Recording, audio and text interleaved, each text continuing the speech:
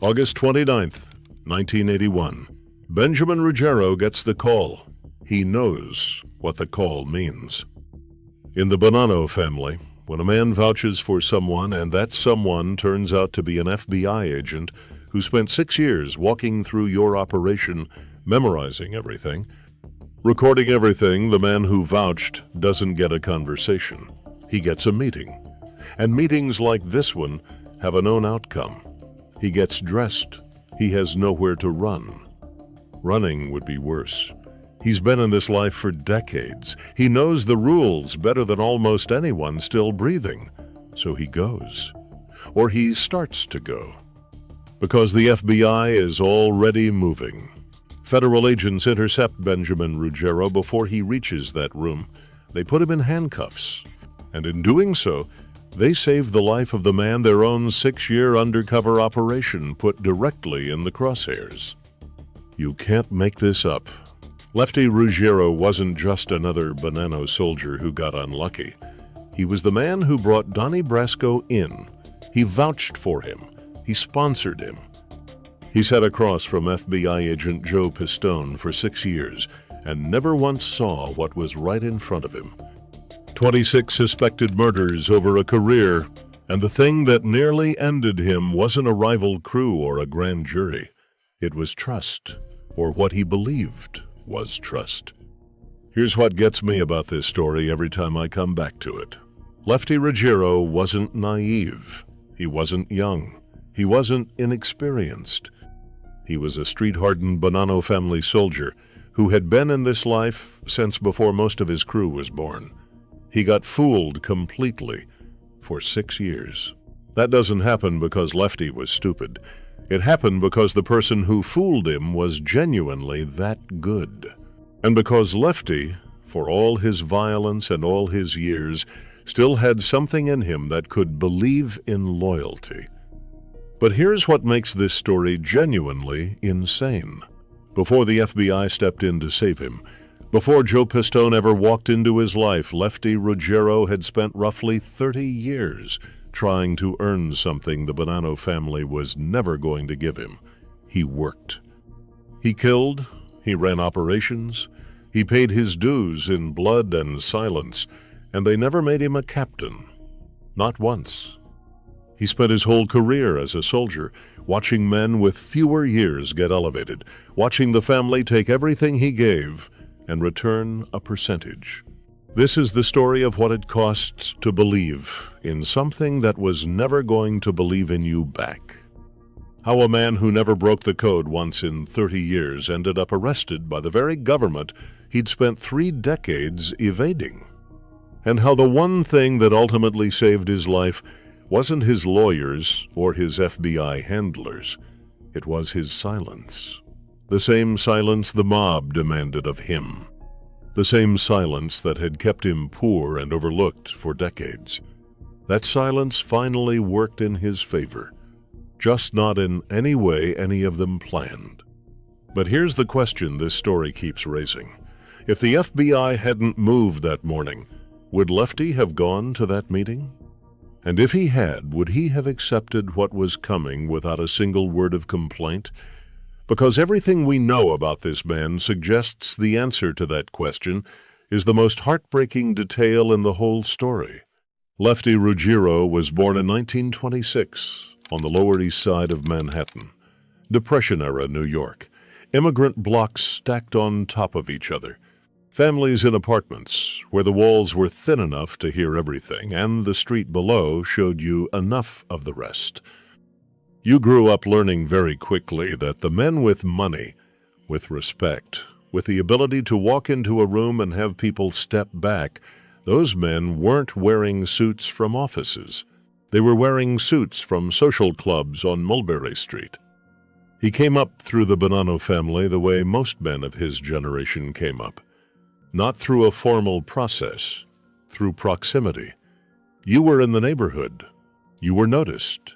You ran numbers. You kept your mouth shut when keeping your mouth shut mattered.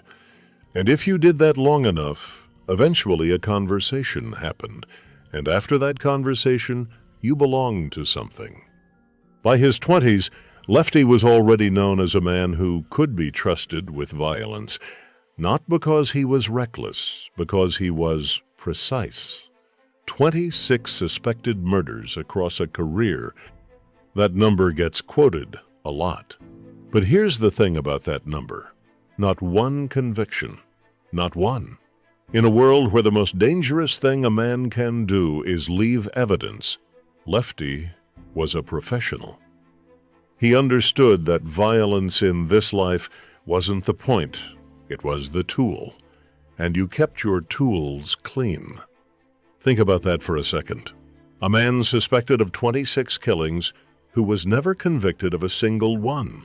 Not because the law wasn't looking, because Lefty Ruggiero did not leave loose ends.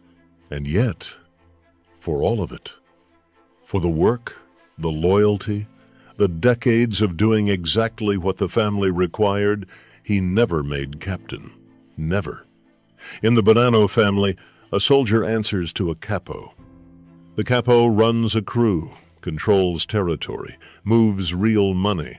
Lefty spent his entire career on the bottom rung, watching men with less time in the life step over him. People who knew him say he burned about it quietly. He talked about it.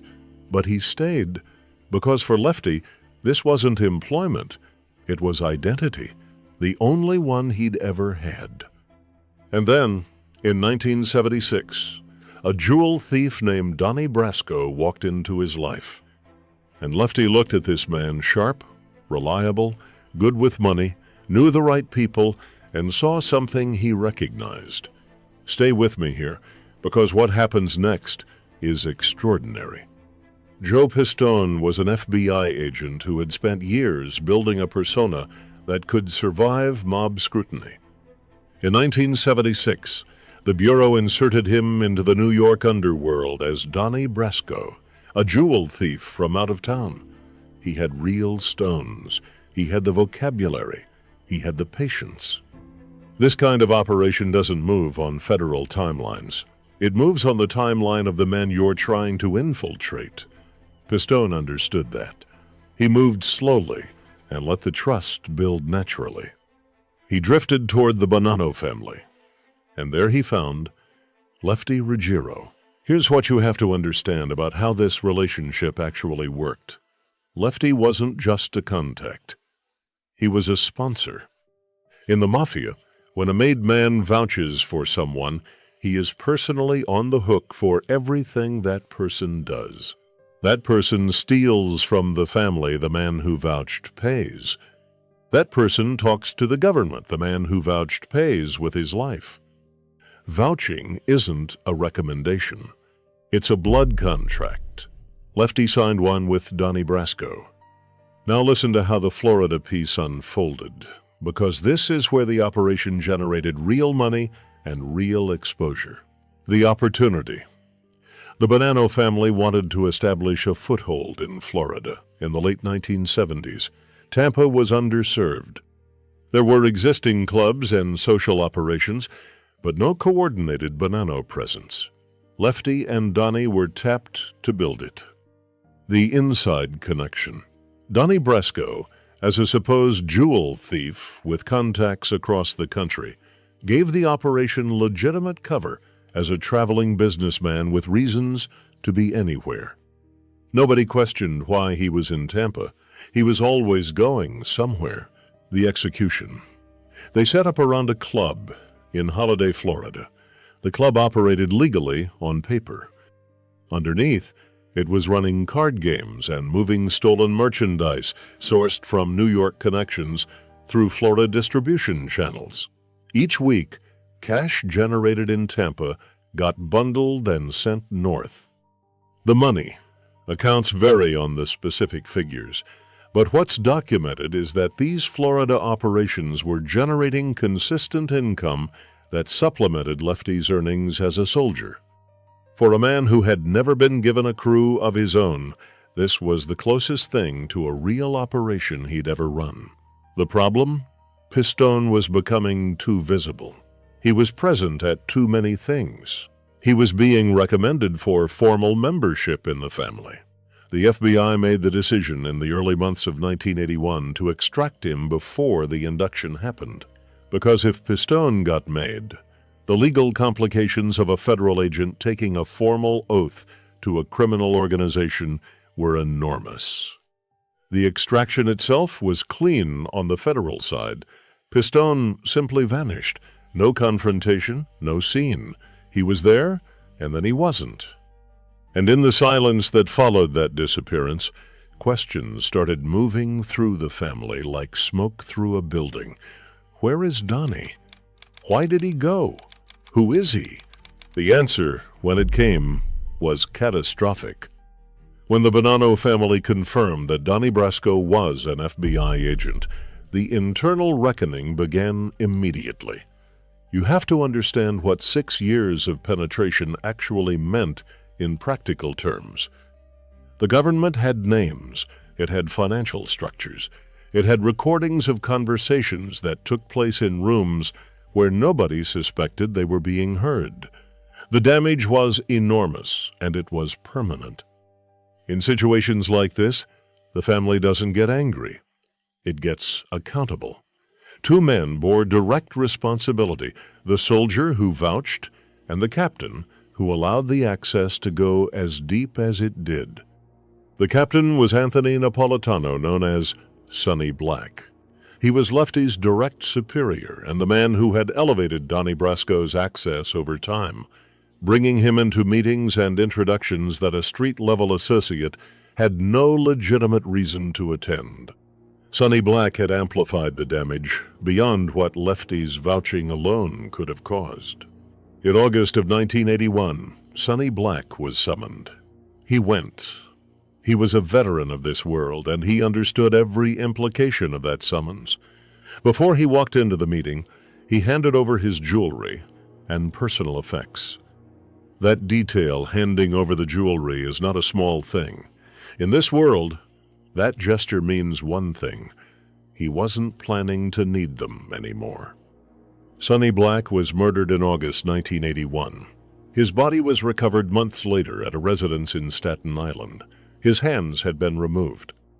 That specific act carries a particular message in mob tradition. Those were the hands that vouched for the wrong man. Those hands had shaken on behalf of a federal agent. The hands answered for it. Lefty was also summoned. Think about how insane this actually is. The FBI had just completed a 6-year operation that would become one of the most cited undercover cases in American law enforcement history. Pistone was safe. The intelligence was secured. And the Bureau was now watching in real time as the mob moved toward executing the man their own operation had put at risk. They made a decision. On August 29, 1981, federal agents intercepted Benjamin Ruggiero before he could reach that meeting. The charges were built. The evidence was layered and solid. This arrest wasn't just procedural. It was a rescue. Here's how the arrest actually landed. The federal case against Lefty Ruggiero was built from 6 years of documented intelligence, financial records, surveillance logs, recordings, and the first-hand knowledge of Joe Pistone himself.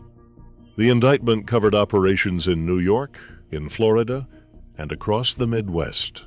It was not a thin case. Lefty was taken into custody that morning.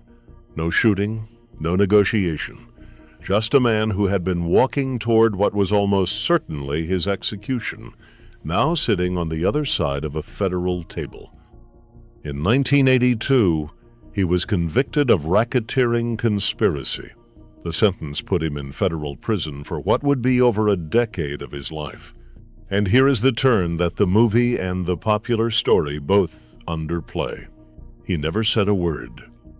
Not about the Bonannos, not about the operations the FBI hadn't yet documented, not about the men still active in the family, not about Sonny Black's murder, which he certainly knew details of. Lefty Ruggiero sat in a federal penitentiary for over a decade and gave the government nothing it hadn't already taken from him through Pistone. Here's what that cost him, and here's what it gave him. The cost was years, his 50s, his 60s, the time a man expects to collect on whatever life he's built. The thing his silence gave him was the only protection that actually held. Because if Lefty had cooperated, the mob would have moved on him. Inside prison walls or outside them, it didn't matter. Organizations like the Bananos operated inside the federal system, and they had long memories. His silence wasn't just the code he'd always followed. It was the only armor he had left. Both things were true simultaneously, and in this case, both things pointed to the same choice. Pistone's operation, 6 years, 1976 to 1981, ultimately produced more than 200 convictions across multiple organized crime families. It is still referenced in FBI training as the standard for deep cover infiltration work. And in a federal prison somewhere, the man at the center of how that operation worked knew all of it and said nothing. Lefty Ruggiero walked out of federal prison in April of 1993. He was 66 years old.